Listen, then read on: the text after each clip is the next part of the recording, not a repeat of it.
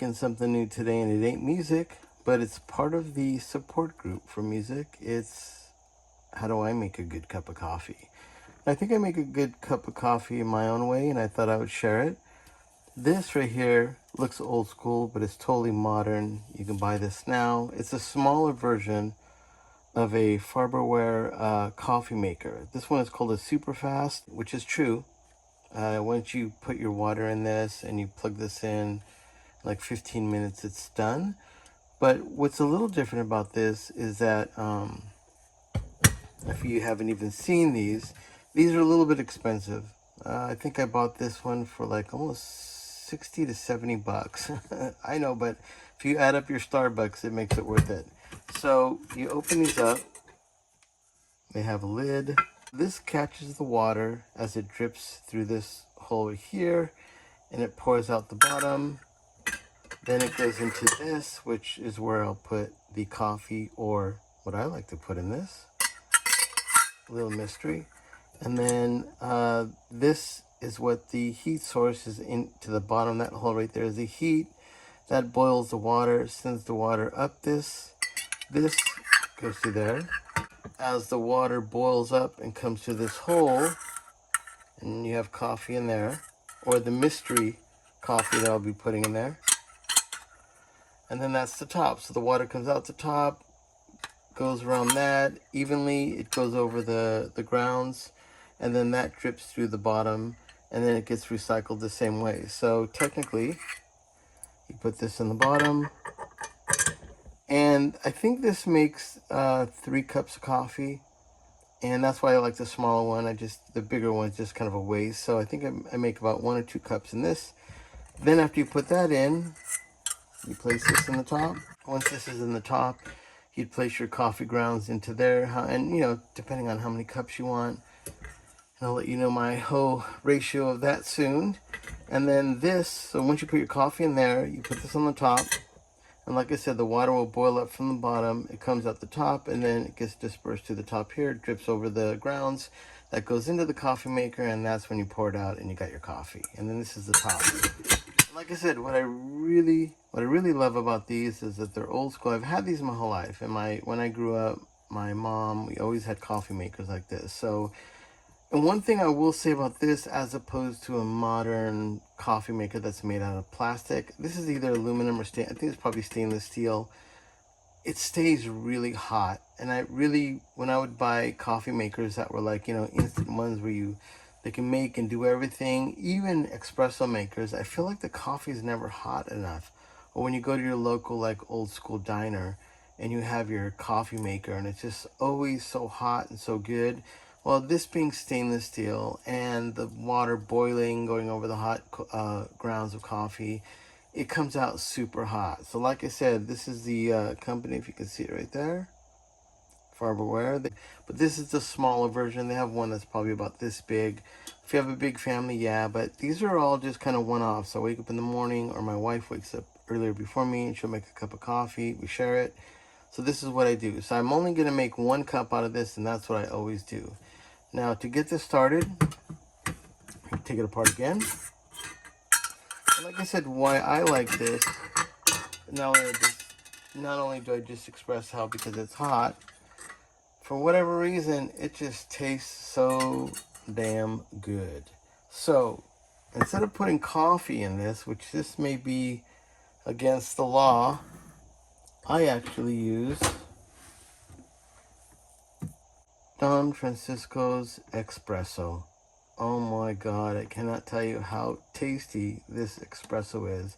You know, I've gotten Starbucks and I've gotten some other espressos. For whatever reason, I like a strong coffee, and this gets the job done. So as you can tell, I'm putting espresso in a old school coffee maker, and that is my secret jam to a cup of coffee that I cannot, you know, when I go to my local cafe shop, if I go to like Nick's or something, that's a different kind of thing. That's a different kind of coffee.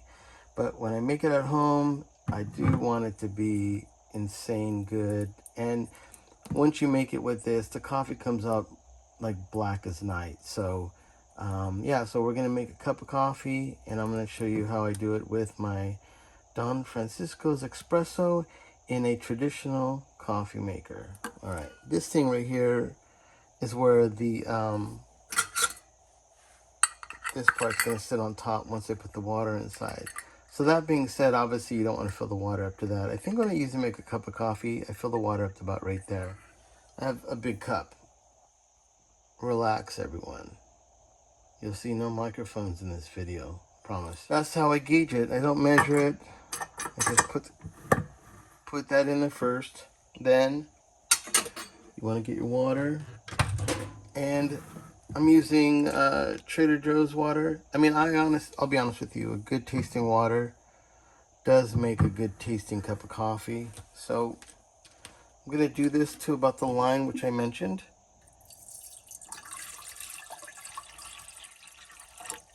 All right. I'm going to put in the first part, which is this part. And as you can tell, there's a spring there, and the way the metal is made on this tube that brings up the water, it's not going to go down any farther. It'll always be the same. So I place this inside. Now for me, I'm going to say 5 to 6 scoops is a Manny style. It's really strong and it's really tasty. So I'm going to put in, let's see, 1. And you kind of like put them not all in one spot. You do want this to be kind of around the edge. There's 2, 3, 4, because I had a late night, 5, and because I love coffee, there's 6. And I'm using a small spoon. It's not the biggest, but definitely this covers it almost perfect every time. So I put in 6 small tablespoons of this is so good, Don Francisco's. So now that I have that in there, and like I said, most people would freak out because you usually put coffee grounds in there, and sometimes when you get a cup of coffee, there's like little grounds at the bottom, and I don't know, sometimes people don't like that. I actually don't give one heck about that. I like the way it tastes like this, and this is just something that I do. I don't know if anyone else does it this way. But in this traditional drip way of making it using espresso, it's insane. It is so tasty and so good. So once you put that inside, now you have to put the lid on the top. And like I said, this is where the water comes up to the top and then drips over this, and that drips into the bottom. So your the espresso is getting dripped on by hot water at all these different spots, because I think there's a lot of water that comes up here. So then you put the top on. I mean, if you think about all the way you make coffee, this is pretty darn easy. I mean, I literally just did that. It comes with a cable, you just plug right in. There's no dials, there's no knobs, there isn't anything. And I'm gonna plug it in the wall. All right, so I put my coffee in there, and let's just see what happens.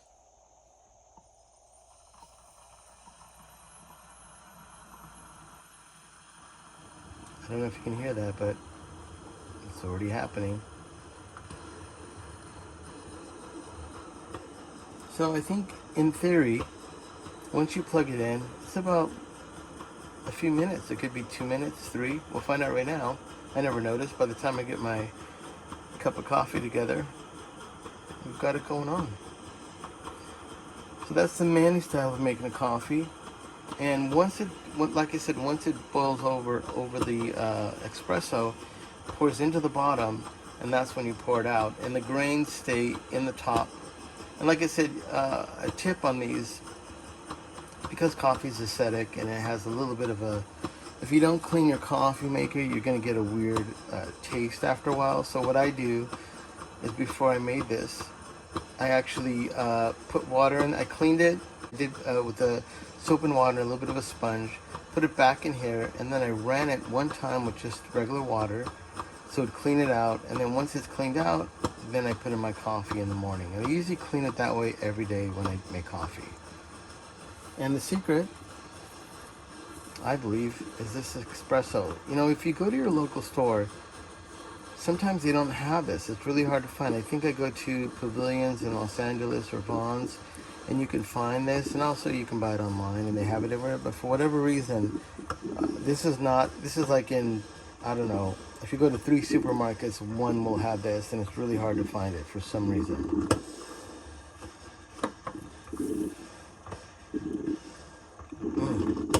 my stomach is growling.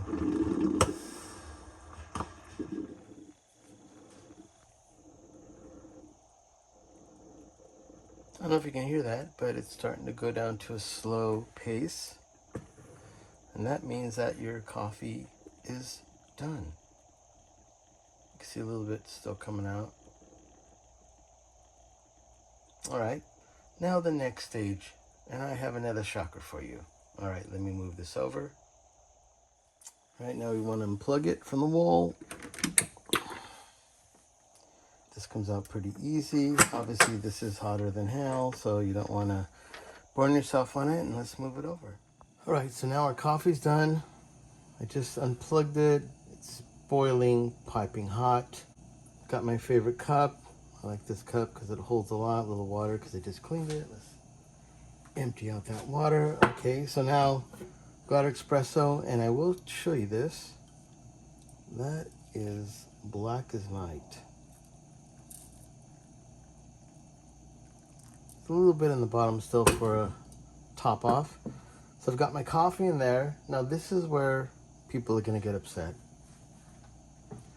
I like my coffee sweet, and I'm gonna use some organic maple syrup. I know. Why? Well, in 1998, I'd gone to Steve Albini's studio in Chicago, and I've never thought about sweetening my coffee with pure maple syrup.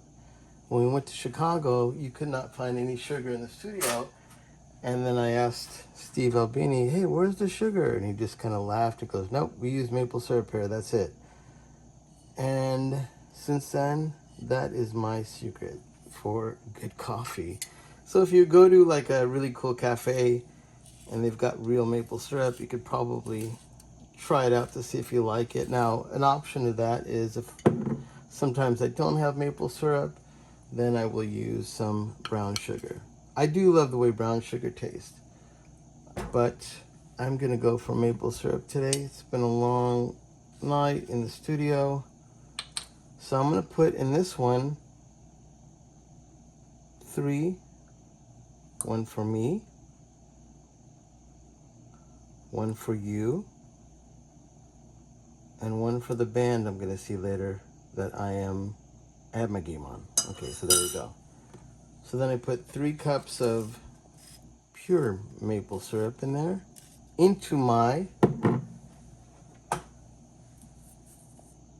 espresso infused old school coffee maker. Like I said, this is against the law. Maybe by me reposting this, I could get arrested by the coffee police. And then I do some good half and half. Now, if you're crazy, I've done it too. You can get heavy whipping cream, which is in the same carton. I know I'm going bad, but I just put a little bit in there.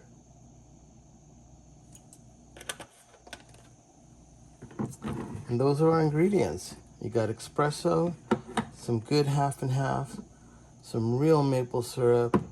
You got an old school coffee maker, Farberware. This is the smaller version. I think it's either called a 3 cup or 6 cup. But then now I got this good cup of Joe. I'm gonna take a sample of this right now. Hold on a second. Oh boy. Yeah, that's good. So there you go. That's how Manny makes a cup of coffee. Hope you enjoyed that. Have a good day. And regarding my own videos, I will have some videos coming up. I'm working on them, gotta edit them. But for now, let's enjoy a good cup of coffee. Hope you dug that. Adios.